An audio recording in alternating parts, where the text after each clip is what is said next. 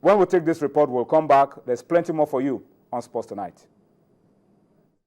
Election, which is going to come out. This is the second time Nigerian football will come under the searchlight of World Football Governing Body FIFA. First, the country was suspended from international football after the sports minister, Tammy Danagogo, sacked the board of the NFF following a court ruling, but it was then lifted few days after.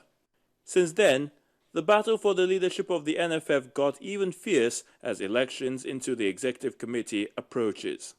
FIFA had earlier approved that a General Assembly be held on August the 26th to work out a new date for the elections, which should hold within 2 weeks from that date.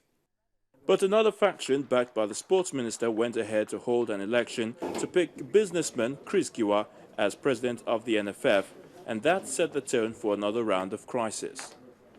FIFA sent in a letter to Nigeria on Friday, August 29, stating that it would not recognize the purported elections that brought the Giwa-led NFF board into office. FIFA asked Giwa to stop parading himself as NFF president and gave him until midnight of Monday, September 1st to leave his seat. It stated that if by Tuesday, September 2nd, order wasn't restored to the NFF, Nigeria would face international sanctions. This means Nigeria's 2015 AFCON qualifiers against Congo in Calabar this weekend and South Africa on September the 10th in Cape Town could be in jeopardy.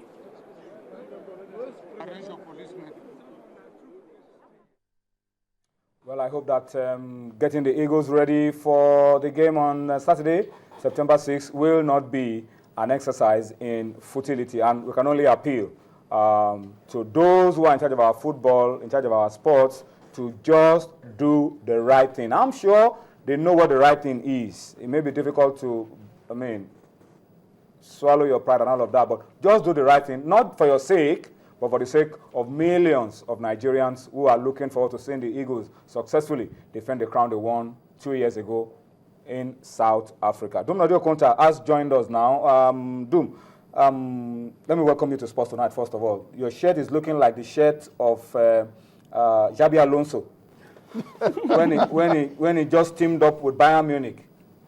Well, Are you a Bayern Munich supporter? I'm putting on the red. Because the solution is does it not look like Xabi Alonso's shirt? The only thing for Bayern, for the photo shoot for Bayern, the only thing is that Dum is not holding a glass of beer. Let me bring it closer home. I'm putting on the red. Yes. You know the situation in Rangers. Nigerian football. No, Rangers. No, that one is by the side. Okay, you're saying It's like becoming red now. the dangerous Because we are toying Toying with the band. with the band. That's why we are wearing the red. And we don't know why we will bring out the red card for or drop the red card or. No, but on a more serious note, somebody told me that the letter is being written as we speak. Oh, most definitely. And the letter could come tomorrow. Oh, most but on a more serious note, it calls for concern. It really calls for concern. And what we have tried to do on this show, people accuse us that, look, all we have been showing on our programs have tilted towards one side. But I ask them all the time they call and said, would you rather we didn't show anything and lie that we don't have any pictures than to show you the pictures that we have representing what we feel is the truth? It's our responsibility to push out whatever we have that is the truth to help to resolve this crisis. Responsible journalism. That's what we feel. It's not like we're taking sides. What we have, because we were there, Chida Congress, Bentley Congress, everywhere, even SSS office. We were everywhere in Abuja, and we have to just push out these pictures and hope that these issues can be resolved in the interest of Nigeria. Anyway, let's look at what we have put together for you. We have tried to look at the two sides of the divide to come up with the latest around it. The first one maybe should give us reasons to worry because in defiance of FIFA's directive, Chris Giwa-led NFF factions still remain in office. Even today, 4 executive committee members from the Giwa faction held their meeting inside the NFF secretariat. So it shows that these guys are still telling everybody, look, we are here. How many are they? 4 members met today. No, how many are they in the entire board? Some people say they are not part of it. They're supposed to be about 13? 13. No, they're supposed to be about 15 in general. They're supposed to be 13. 13. 13. Or No, 15 now. Let's look at the 13. entire Remember, they board. selected 14 instead of 13. It was supposed to be 13 board. No. The only place that is not filled is the slot of the league, The Premier League. So there should be 14. 14. But a lot of the other guys have said no, we are not going. About 7 guys have said no, we are not that part will of make it. them what? So we makes them 7. Only 7 of them met yesterday. Okay. Although they didn't come out with the names, but only 7 met yesterday. But then the other Congress, the other faction, the Congress-led faction, are continuing and are so sure. I mean, I don't know where the confidence is coming from. They are so sure that elections will happen on the 4th of September. And guess what? FIFA, CAF, while 4 observers are expected in tomorrow. How confident can these guys be? They're so confident that elections will hold on September Well, 14th. they've already got Let to us go see. ahead from FIFA itself. Let us finish. Let's finish it. Let's finish it. Then this one, it was the LMC that the Giwa board suspended yesterday for sabotage. I don't know what they're going to do with the National League now, because those ones have also come out today to say all matches on hold till further notice. Well, if you go by precedence, Until referees are back to duty. that means that they are going to be suspended as Maybe well. they're the next ones to fall in line. But this are secretarial staff making this statement. There's not a secretary of the National League. Yeah, making making this this statement. Remember, it's the management staff of the NFF. But the National League I has a don't know who's board. going to suspend. They have a board. Anyway, the House Committee on Sports today met with the sports minister behind closed doors. I'm worried about why it was behind closed doors, because every other group that had been here before was a public hearing. But I was told that it was the minister that wanted a closed door session close to the media. I don't know why. Maybe we'll get the reason tomorrow. But it was behind closed door, and they didn't allow the media to be a part of it.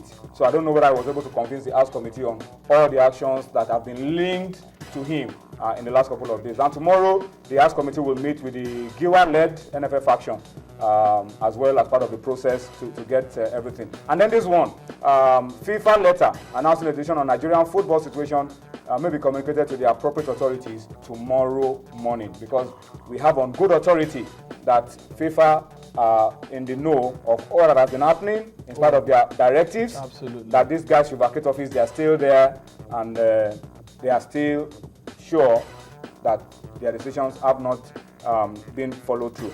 Yesterday, while we were going on, the Giwa-led NFF Executive Committee, 7 of them met and took some decisions. We couldn't really show them to you, but we are repeating them for clarity purpose now.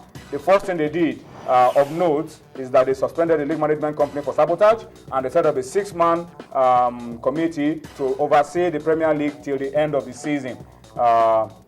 They also set up a 5-man reconciliatory committee headed by retired General Dominic Oneya to reconcile all the warring factions in the football house and bring back unity.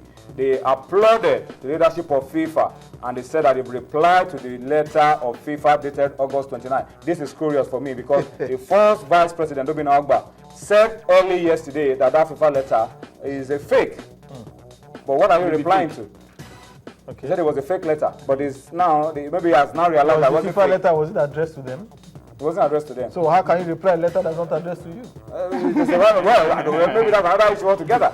And then the executive committee, after our meeting, said, forget about it, no elections. Elections have already been concluded. There is nothing happening on September 4th. This is from the Chris, And they threatened to sanction anyone who goes about selling forms and saying that there and are buying going to forms. be elections or no elections on September 4th. All right. Firstly, let me just say that the Chris Giwa-led faction, they must be very brave men. Very, very brave. They are extremely brave. I brave men. commend their braveness in the space of it, because it states here very clearly. The FIFA letter says very clearly, and I quote: "Should there be persons claiming to have been elected and occupying the NFF offices at midnight on Monday, 1 September That's yesterday. 2014, The deadline is already expired. we will bring the case to the appropriate FIFA body for sanctions, which may include the suspension of the Nigerian Football Federation." And they have said that they are going to convince FIFA. They said and that's why there's a manhunt for Musa Amadu. In fact, the Congress of the NFF have raised an alarm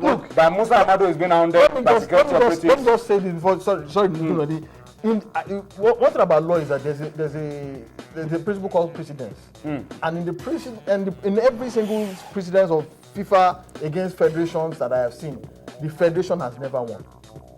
That is the truth. Whether you are an individual or a federation, you are taking on FIFA. They have never won. There's always a first. And once FIFA has put down their foot, trust me, it is what they say that will be law. whatever it is, whatever communique they are giving out, whatever pronouncements they are making, there's always a first time. There's always a first time. But I don't think it is the first time. I don't think it will be this time around. Doyin Kasumu talks about Ebola and other things, but hold on a bit.